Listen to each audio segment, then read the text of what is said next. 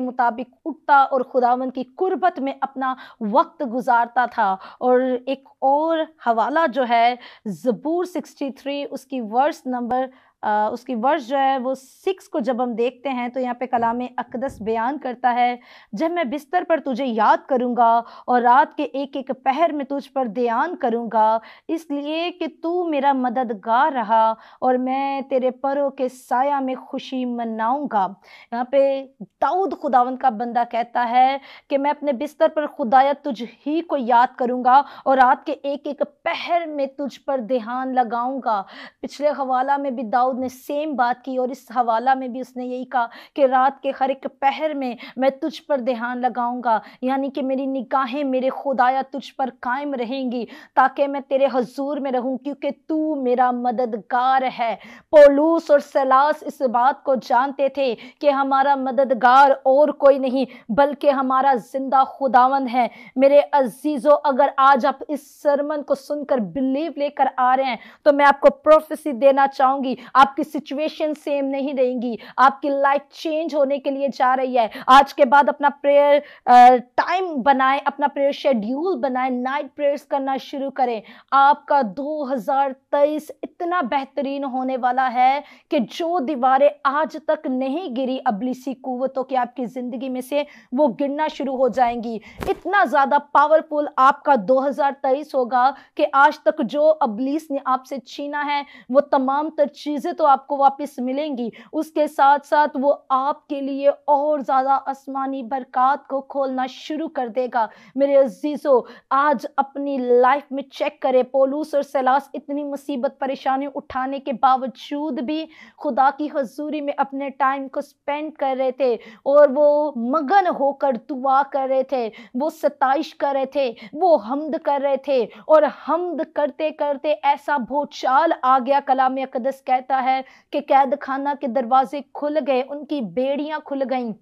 हो सकता है आज आपकी जिंदगी में ट्रबल है, परेशानियां हैं और आप रात के पैरों में सो रहे हो, अबलीस रात के पैरों में आपसे आपकी चीजें चुरा के लेके जा रहा है और आप सो रहे हैं। मेरे अजीजों, जैसे एक इंसानी बदन को जब तक वो अपनी नींद पूरी ना करे तब तक वो नेक्स्ट डे में फ्रेश नहीं होता, उसका बदन तंदुरुस्त नहीं होता, उसी तरह से जैसे रात के टाइम में हम सोते हैं, हमारी बॉडी जो कि एक मशीन की तरह काम करती है, उसी तरह से मेरे अजीजों रात को हमें रिपेंट कर रही होती है, हमें रिपेयर कर रही होती है और सुबह जब हम उठते हैं तो हमारे बदन तंदुरुस्त होते हैं। उसी तरह से हमारी रूह भी रात के टाइम में हमें रिपेयर करना चाहती है जब तक आप नाइट प्रेयर्स नहीं करेंगे। हो सकता है आप दिन में बहुत ज़्यादा प्रेयर्स में टाइम गुजारते हो सकता है आप दुआ रोज़े में टाइम गुजारते हो सकता है आप हर संडे चर्च जाते हो, आप डेली चर्च जाते हो सकता है आप डेली बेसिस पर खुदावंद के साथ वफादार हो, लेकिन अगर आपकी लाइफ में नाइट प्रेयर्स नहीं है तो मेरे अजीजों, आपकी लाइफ में से अबलीस बहुत कुछ छीन कर लेकर जाएगा और आप उसे पकड़ नहीं सकेंगे क्योंकि आप नाइट प्रेयर्स करने वाले नहीं हैं। एंजल्स तब आपको मिलते हैं, फरिश्तगान बाइबल मुकद्दस में जब जब भी जाहिर हुए वो नाइट प्रेयर्स के थ्रू जाहिर हुए हैं। आपकी जिंदगी में वो ब्लेसिंग्स क्यों नहीं है? आपकी लाइफ में सब कुछ होते हुए भी बाज दफा आप ऐसा महसूस करते हैं कोई बहुत ही बड़ी प्रॉब्लम है, कोई मेजर प्रॉब्लम है और आप मुसलसल दुआएं करवा भी रहे हैं और खुद भी कर रहे हैं, लेकिन वो खत्म नहीं हो रही, वो आपकी लाइफ में से जा नहीं रही, वो ट्रबल आपकी लाइफ में से नहीं जा रहा। वो क्यों नहीं जा रहा? क्योंकि आपको रात के पैरों में फाइट करने की जरूरत है, आपको जंग लड़ने की जरूरत है। अबलीस आपकी मुखालफत में खड़ा है। क्या आप अपनी नींद की कुर्बानी देकर अपने खुदा को पुकारना शुरू करेंगे? मेरे अजीजों, खुदावन यीशु अल मसीह ने नाइट प्रेयर्स में अपना टाइम स्पेंड किया। जब 12 शागिर्दगान का इंतखाब खुदावन यीशु अल मसीह ने करना था तो उससे पेशतर के वो 12 रसूलों को चुनते, खुदावन यीशु अल मसीह पूरी नाइट प्रेयर में थे। अगर आप फैसला कर लेते हैं कि आप नाइट प्रे करेंगे। मैं आपसे ये नहीं कह रही कि आप पूरी नाइट प्रे करते रहें, लेकिन रात के पहर में से अगर आप अपना 1 घंटा भी निकाल के खुदावंद को देना शुरू करते हैं तो आज आपकी लाइफ में बहुत कुछ चेंज होने के लिए जा रहा है। आप क्रिसमस की तैयारियों में लगे हुए हैं, आप अपनी लाइफ में बहुत सारी चीज़ों में मसरूफ हैं, लेकिन मेरे अजीज़ों, रात का पहर खुदावंद को देना शुरू कीजिए। आपकी मसरूफियात भले कितनी भी क्यों ना हो, आपकी लाइफ में से जो बेस्ट पार्ट वो आपको 2023 में देना चाहता है, कभी भी इब्लीस उसको छीन नहीं पाएगा, कभी वो उसको बाइंड नहीं करने पाएगा, क्योंकि नाइट प्रेयर्स जो हैं वो आपके लिए दरवाज़ों को खोल देती हैं। यहाँ पे उनकी बेड़ियाँ और दरवाजे खुल गए।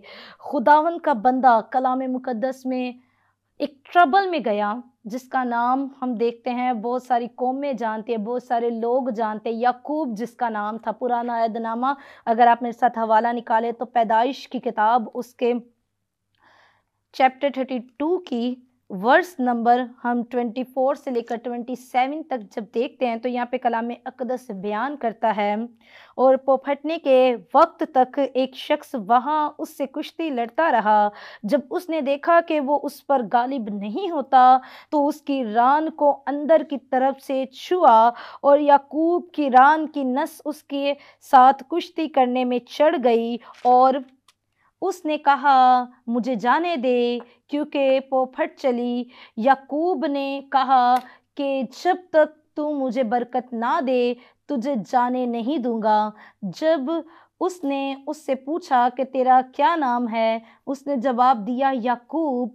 उसने कहा कि तेरा नाम आगे कोई याकूब नहीं बल्कि इस्राएल होगा, क्योंकि तूने खुदा और आदमियों के साथ जोर आजमाई की और गालिब हुआ। याकूब खुदावंद का बंदा, यहाँ पे मेरे अजीज़ों आप याकूब की स्टोरी जानते हैं कि याकूब ने धोखे से अपने भाई की बरकत को हासिल किया, और धोखे से जब उसने अपने बाप से बरकत ले ली तो वो अपना घर बार छोड़कर अपने मामू लाबन के पास चला गया, उसी के घर में रहा, वहाँ पे उसने मजदूरी की और वहीं पर वो खुदा के साथ भी मुंसलिक रहा। लेकिन मेरे अजीज़ों, जब वो खुदा के साथ मुंसलिक तो रहा, लेकिन उसकी लाइफ में एक गुनाह हुआ जिसके बाइज़ वो खुदा से जुड़ा तो रहा, लेकिन कलाम मुकद्दस कहता है जो तू बोता है वो तुझे काटना पड़ेगा। अगर आप हो सकता है बहुत ज़्यादा बिलीवर है, बहुत बड़े बिलीवर हैं, लेकिन आपकी ज़िंदगी से कोई ख़ता होती है तो आपको ज़रूर उसका फल मिलेगा, क्योंकि जो कुछ आप बोएंगे वो आपको काटना पड़ेगा। इसलिए याकूब से जो ख़ता हुई, जो गलती हुई, जो उसने ज़बरदस्ती अपने भाई की बरकत ली अपने बाप से और वहाँ से चला गया, तो मेरे अजीज़ों वहाँ पे उस ख़ता के बाइज़ अब वो टाइम था कि उसे उसकी कीमत अदा करनी पड़े। अब वो वक्त था कि खुदा उसकी अदालत कर रहा था। अब वो वक्त था जब याकूब का और ईसू का इंसाफ हो रहा था। वो जब अपने मामू लाबन के घर से निकला अपनी बीवी बच्चों के साथ, तो बियाबान के अंदर मौजूद है, और उसने अपने एक नौकर को भेजा ताकि वो जाकर आगे की राह को दरियाफ्त करके आए। तो कलाम मुनव्वरा मेरे अजीज़ों ये बयान करता है कि जब वो नौकर गया ताकि आगे की रात दरियाफ्त कर कर आए, तो मेरे अजीज़ों वहाँ पे उसने ईसू को देखा। ईसू 400 लोगों के साथ चला आ रहा था याकूब की तरफ। कभी भी ऐसा हुआ है कि कोई आपकी तरफ सुलह के लिए आ रहा हो और वो आप अपने साथ 400-500 लोगों को लेकर आ रहा हो? कभी भी ऐसा नहीं होता। याकूब इस गर्ज से याकूब के पास आ रहा था ईसू, ताकि वो उसे मारे पीटे, उसे कत्ल करे, उसे हलाक करे। यहाँ पे कलाम अक़दस बयान ये कर रहा है कि रात के पहर के अंदर याकूब ने जब दुआ की, जब वो खुदावंद की कुर्बत में वक्त गुजार है, तो उससे पेशतर उसका भाई उसको मारने के लिए आ रहा था। उसने 2 गोल अपने घराने के बनाए और दोनों को रुखसत कर दिया और अकेला बियाबान के अंदर रहा, और बियाबान के अंदर पूरी रात वो दुआ करता रहा। और जब वो दुआ कर रहा है तो यहाँ पे लिखा हुआ है, और पोपट मरने के वक्त तक एक शख्स वहां उससे कुश्ती लड़ता रहा। यहाँ पे जो उसके साथ जंग कर रहा है, जो कुश्ती लड़ रहा है, वो और कोई नहीं बल्कि आसमानी फरिश्ता था। यहाँ पे फरिश्ता खुद याकूब के पास मौजूद है और वो उसके साथ कुश्ती लड़ रहा था। जब उसने देखा कि वो उस पर गालिब नहीं होता तो उसकी रान को अंदर की तरफ से छुआ और याकूब की रान की नस उसके साथ कुश्ती करने में चढ़ आई। यहाँ पे पूरी रात याकूब ने कलाम अक़दस बयान कर रहा है उस फरिश्ते के साथ जोर आजमाई की। और जब वो फरिश्ता उसे कह रहा सुबह का वक्त होने के लिए जा रहा है तो मुझे छोड़ दे, तो याकूब ने कहा कि जब तक तू मुझे बरकत ना दे मैं तुझे जाने नहीं दूंगा। यहाँ पे फरिश्ता उसे कह रहा है तू क्या चाहता? उसने कहा जब तक तू मुझे बरकत नहीं देगा तब तक मैं तुझे जाने नहीं दूंगा। तो फरिश्ता ने उससे सिर्फ एक बात की। फरिश्ता ने कहा कि तेरा नाम क्या है? उसने जवाब दिया मेरा नाम याकूब है। याकूब का मतलब है धोखेबाज, दगा करने वाला शख्स, धोखेबाज। तो यहाँ पे फरिश्ता उससे कह रहा है कि उसने कहा कि तेरा नाम आगे कोई याकूब नहीं बल्कि इसराइल होगा, क्योंकि तूने खुदा और आदमियों के साथ जोर आजमाई की और गालिब आया। जब तक वो याकूब था तब तक यीशु उसको मारना चाहता था, लेकिन पूरी रात नाइट प्रे करने के बाद याकूब की लाइफ में इतना बड़ा मिरेकल हुआ, इतना बड़ा खुदा ने उसकी जिंदगी में काम किया कि आसमानी फरिश्ता उसकी जिंदगी में उतरा और उसने उसको बरकत दी। और बरकत देने के बाद उसका नाम तब्दील हो गया। फरिश्ता ने कहा आज के बाद तू याकूब नहीं कहलाएगा बल्कि आज के बाद तू इसराइल कहलाएगा। और इसराइल का मतलब है खुदावन की बरकत, खुदावन का जलाल, खुदावन का ममसू। और जैसे नाम चेंज हुआ पूरी रात दुआ करने के बाद, वैसे ही यीशु का फैसला भी तब्दील हो गया और उसने याकूब को कत्ल करने के बजाय उसे माफ किया। उसने अपने भाई को माफ किया और अपने साथ अपने घर में ले गया। आज अपनी लाइफ में चेक करें, क्या आप नाइट प्रे कर रहे हैं? अगर तो आज आप इरादा कर लेते हैं तो मेरे अजीजों बहुत कुछ आपकी जिंदगी में से तब्दील होने के लिए जा रहा है। बहुत सारे हालात आपकी जिंदगी के आज के बाद तब्दील हो जाएंगे, वक्त तब्दील हो जाएगा और आप देखेंगे अपनी जिंदगी में। अगर आप देखें तो मेरे अजीजों सैम्यूल ने पूरी नाइट प्रे की है। साउल को जब उसने बादशाह मुकर्रर किया, साउल जो कि इसराइल का पहला बादशाह था, साउल ने जब खुदावन के हुजूर में वफादारी की, वफादारी से वो चलता रहा और उसकी पूरी कौम पे बरकत नाजिल होती रही। एक टाइम ऐसा आया जब साउल ने वफादारी छोड़ दी, तब खुदा उससे नाराज हुआ और खुदा ने सैम्यूल से कहा, और सैम्यूल ने पूरी रात, जो कि एक प्रोफिट था सैम्यूल ने पूरी रात दुआ की और खुदा से एक नया ममसू मांगा। तो एक रात की दुआ के बाद खुदा ने इतना बड़ा जलाल सायर किया कि खुदा ने साउल को हटा के रातों रात दाऊद को बादशाह मुकर्रर कर दिया उस जगह का।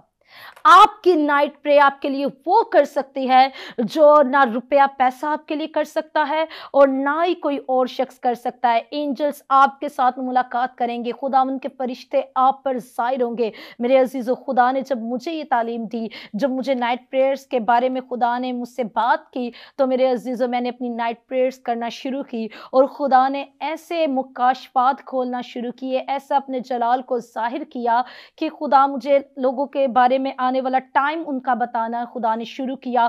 मुख्तलिफ जगहों पे खुदा मुझे ले जाने से पहले उस जगह के बारे में दिखाता था। आपकी लाइफ में सेम होने जा रहा है मेरे अजीजों। 2023 आपका ब्लेस हो और आने वाला साल आपके लिए बाइस बरकत ठहरे। मेरा ईमान है इस कलाम के वसीला से आपने बरकत और ब्लेसिंग को रिसीव किया है। खुदावंद आप तमाम तर देखने वालों को बरकत बख्शे। God bless you all.